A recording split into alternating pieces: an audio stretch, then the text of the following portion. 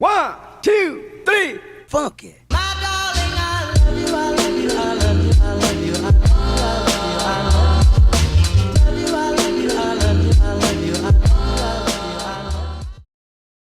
Hi and welcome back to my channel. It's been a little while since I've posted on here. There's been a lot of changes, obviously. First of all, I'm home in Colorado. I'm back in my room. Second, I got a cat. His name is Jean-Claude. I got him like 3 days ago. Anyways, that's not the point of this video. So, obviously by the title, I self-termed from my Disney college program, and I just wanted to kind of talk about what happened basically and what made me decide to leave. I should preface this by saying I am not in any way affiliated with the Disney company. I don't speak on behalf of the company or anything like that. I'm just talking about my experience during my college program. Do what you want with this information. I think it would have been useful if I saw a video like this before I went to my program, so maybe if you're still trying to decide if you want to apply or if you want to go. I don't know, I just wanted to talk about it because I have a lot to say. So I guess we can just get started. So I started my program at the end of June. It's currently November, almost December, and I wanted to do the program for so long. I applied maybe last year or 2 years ago, and I didn't even get past the first phase of the application. So then I applied again over the summer and got in, and I went to Disney. I was super excited. However, I did not get off to a good start, first of all, with my program. The accommodations team basically didn't start talking to me about my accommodations until I got to Florida. I put in an accommodations request for my food allergies, and after I submitted that, I was assigned to food and beverage. So I called probably like every other day. I called my case advocate to ask what the update was because I was assigned food and beverage. I needed to talk about my role, whether I could perform it or not, or whether I needed to change my role. And literally nothing, like crickets, until I got to Disney. So basically I get to Florida, my accommodations advocate calls me like the day before I'm supposed to move in, and he says, so let's talk about your accommodations and your allergies. How severe is it? Blah, blah, blah, all this stuff, asking me all these questions. And I tell him. So 2 of my roommates were already there, and they checked out the places that I was assigned to for food and beverage, and they said they do have a few foods that you're allergic to there. So, including peanut butter. And he basically said that, and I told him how severe my allergies were, and I just can't be around the food, like I can't touch it, obviously. And he has the audacity to say, well, you should just wear gloves and go to your training and see how it goes. As someone with food allergies, I don't know, some people who don't have food allergies just don't really understand, but it's actually very scary to have food allergies, and you're just constantly like checking different packaging on foods and stuff, making sure that it doesn't have anything that you could be allergic to, because you could literally die if you ingest or even touch the food that you're allergic to. And I've been to the hospital. I took an ambulance ride because of an allergic reaction I had. It's not fun. It's very scary. So when he told me that, it just rubbed me the wrong way, I guess. I was very put off by that comment, and I was kind of disappointed in Disney that they would have an accommodations advocate who would say things like that and wasn't really understanding of my situation. So that was that. I talked about this whole fiasco in another video, so I need to speed it up. But yeah, so basically my role changed a bunch of times. I finally got put in park reader, but for park reader I needed a drug test, and they needed the test results before I went to traditions. They told me I was park reader the day before my traditions. So that day I scrambled around, I got my drug test, they couldn't get it back in time. I couldn't go to my traditions. I was sitting in my dorm, or in my apartment, for a week, not doing anything. Meanwhile, my other roommates, 2 had already started, 1 was already doing her traditions, her training, everything. I was just sitting around doing nothing. I wasn't making any money for my rent, like I wasn't doing anything. So, I was a park reader at Hollywood Studios. I made a lot of good friends at work. 2 of my really close friends now are ones that I worked with and I got super close with, and I really loved most of the people I worked with. Our coordinator was amazing, and we were just like a family because all the CPs would close mostly. We'd all have the same schedules, we'd all work with the same people, so we just really got to know each other and bond with each other. So yeah, I made a lot of good friends. That is one of the positives from my program, is I made my best friends in my entire life. Like, these are lifelong friends, and I'm so grateful I went and did my program, because if I didn't go, then I wouldn't have met them. So I'm so grateful that I went and met all my friends there. Basically, time went on and I was tired. Like, I was so tired. All I would do was work. Like, I'd wake up, I'd eat, I'd go to work, I'd come back, eat some pizza rolls, go to sleep, and do it all over again. And I know that's what we signed up for, but it was just kind of a shock to me, like physically, like getting used to that. But I'd still go to the parks with my friends, with my roommate. The first thing was that I started to get really tired. Then I started to realize that, or I almost felt like I was getting fed up with how the CPs were treated. I guess there's a reputation for CPs to not be hardworking and they just want to go play in the parks, which I'm sure there's still like a handful of people who do the program just for that. But out of everyone I knew there, everyone was there to work. They were hardworking. They loved being there. They loved being with all their friends. So I guess we just kind of had a label to everyone else that was unfair. And we were only getting paid minimum wage, which, you know, is fine. At least we're making money. But after I got my paycheck and then part of it went to rent, I would be making like $50 to $80 a week. And that was just based on my hours, because I didn't have as many hours as other people. But that was my paycheck, and for someone who is literally using their paycheck to live off of, that is just not enough. So I started to kind of get frustrated because the CPs weren't being treated fairly, I guess. And then, you know, everything's fine and dandy at first when you meet people and you pick your roommates, and oh my gosh, like, everyone's so happy and friendly and all this stuff. Obviously that doesn't last for very long because people's true colors come out. Things happened between some of my roommates. I just wasn't there for it. I'm not one to be petty or exclude people or lie about things, so I was just really fed up. I know my other roommate was fed up, and it just made, between that, my working conditions, and how tired I was, it made me kind of digress in my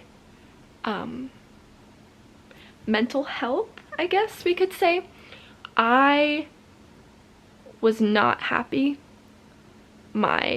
Just being in my apartment, I did not want to be there.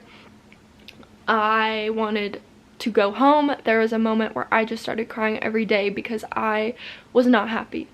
And there were a lot of things that were really fun and that I was happy about, like getting to be with my friends, but after a while I started to realize that the cons were weighing the pros, and that's not how I want to live my life. I don't want to be stuck somewhere miserable just because, and I'm not going to make myself do something that I don't want to do. Like, that's just the kind of person I am. If I don't want to do something, I'm just not going to do it.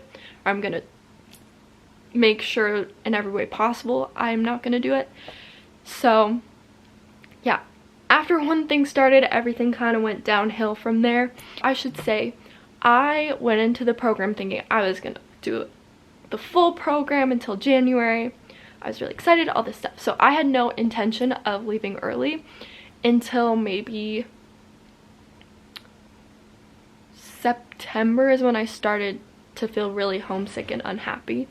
So October comes around, or maybe it was the last week of September, I started getting scheduled mandatory overtime, and being at work was just so like exhausting for me. I'm an introvert, so having to be social and talk to people for a long amount of time is exhausting for me. And I know you're saying, like, you're probably thinking, well, you worked for Disney. Yes, that is true, but I feel like, I don't know, just being a park greeter and having to always be happy and just take crap from guests who aren't very nice. I am a very sensitive person, so whenever someone got mad at me, someone yelled at me, it really like shook me up.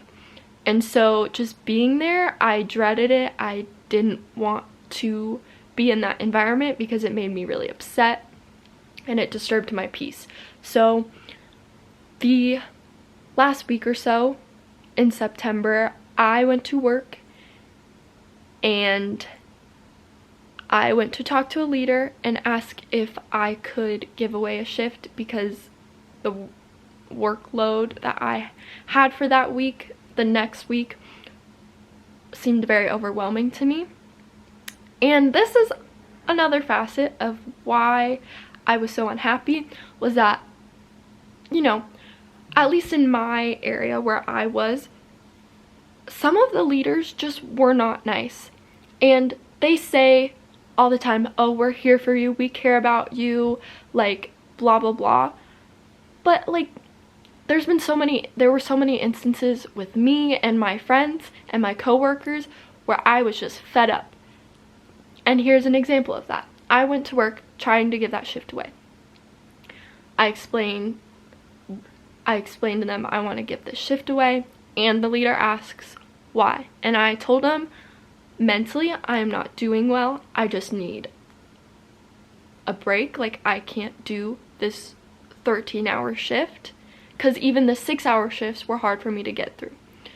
So I said, I'm not doing well mentally. And his response was, I'm sorry to hear that, but you signed up for this. You knew what you were getting yourself into. I'm gonna do this for you one time, but I'm letting all the other leaders know, so you can't do this again. And that was really, once again, off-putting. I was rubbed the wrong way. I wish I would have stood up for myself in the moment, but I just took it. I nodded my head, went back on my break, and I started crying in the break room because I started to think about it more, and the lack of sympathy or empathy, I guess, really just I did not agree with. Someone's mental health should always come first, and I would never, if I were a leader, I would never say that to someone else. And maybe it was their delivery, I don't know, but their response just set something off, and I was uncontrollably sobbing in the break room. Thank goodness my roommate was there, and we went into the bathroom, and then one of my friends came out of the stall while I was crying in the bathroom, and then one of my friends who was also a coworker came in the bathroom, so we were all just like, they're trying to calm me down. And my coworker said there was a different leader in the office, and so I went and talked to him, and I was trying not to cry, but everything was just coming out. I was full on ugly sobbing. I felt so bad for this leader, but he was very nice. And he told me, you know, I'm gonna send you home. I think you need to talk to mom and dad, do some soul searching, and figure out if you want to stay or if you want to go. And he said, I have a daughter, and I would want someone to take care of her at her workplace the way that hopefully I'm taking care of you. And that response was so much more appreciated and went a long way for me, because I was obviously not happy that day. So I really appreciated that, and it made me calm down a little bit. So I think that was probably a turning point, and when I realized like I need to go home sooner than I thought. I was gonna try to stick out until Thanksgiving at first, and then I was like, no. So then I wanted to go home immediately after that, but my roommate Bree, her birthday was coming up like literally the week after, or 2 weeks or so, and I was like, I need to stick it out for her birthday. And she was already gonna term near around her birthday, so we decided that we were gonna term on the same day, and we had this bucket list of things we wanted to do before we left our program, so that kind of made it more fun and enjoyable. But there were so many times where I would tell my mom, I need to leave now. So I stuck it out until Bree's birthday. We self-termed on the same day, all this stuff.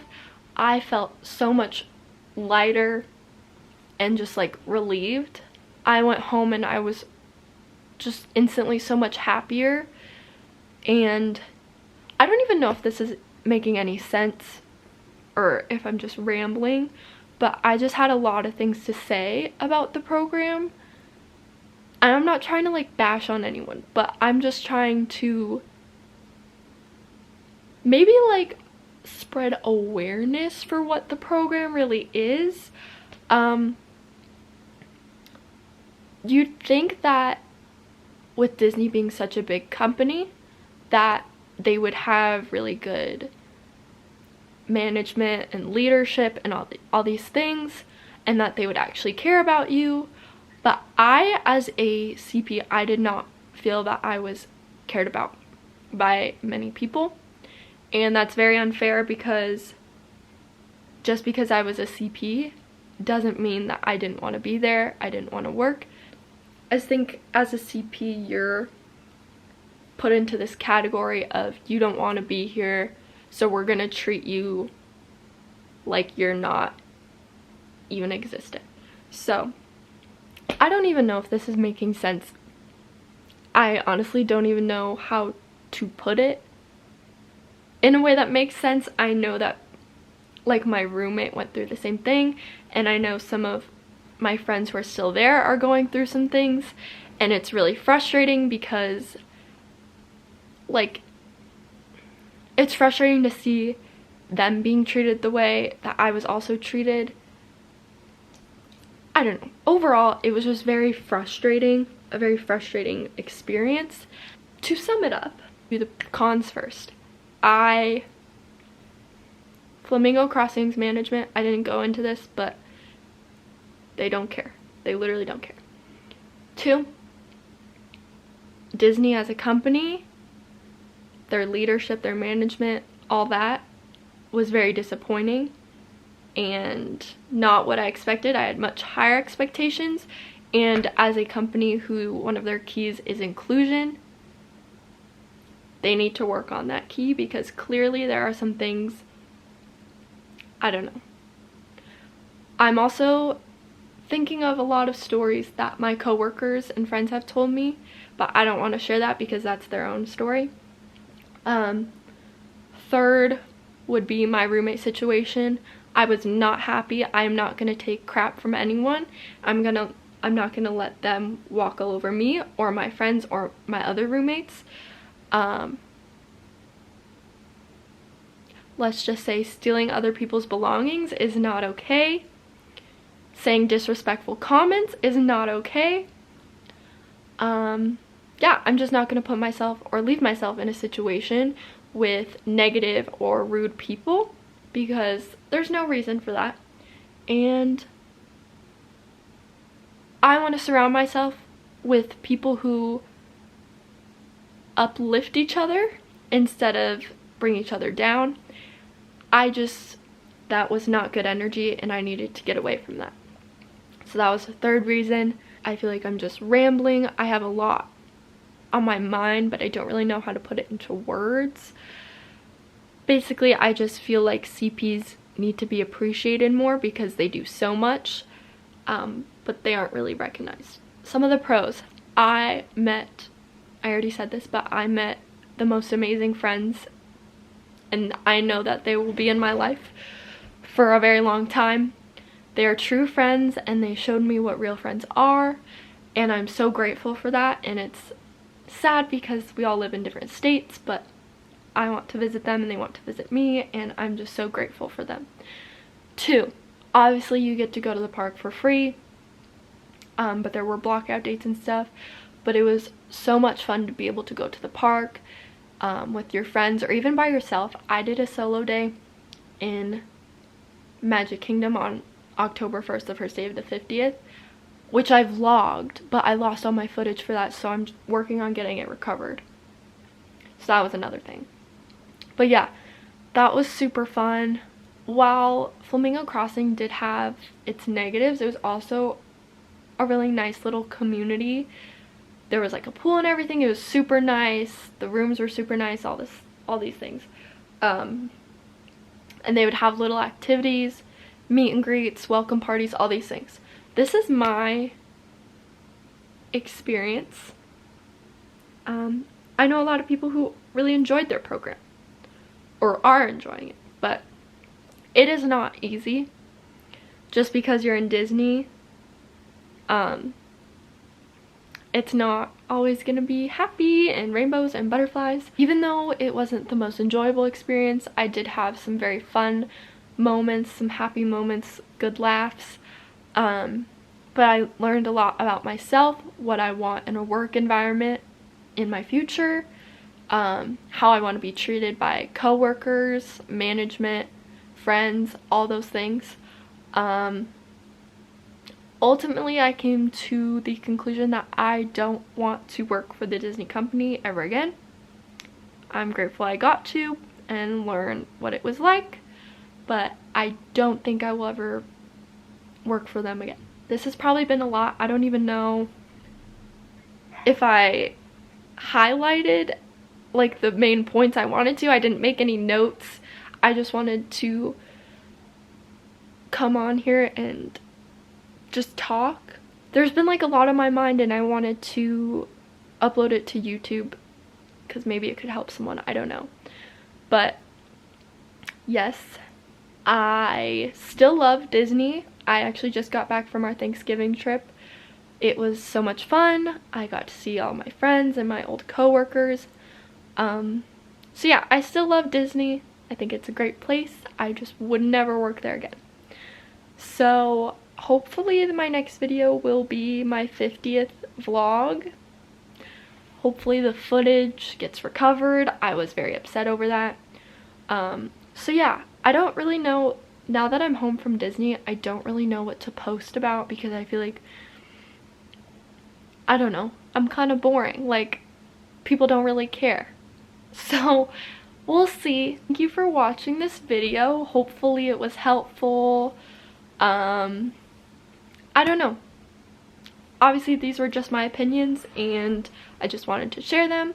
So thank you for watching, and I'll see you in my next video.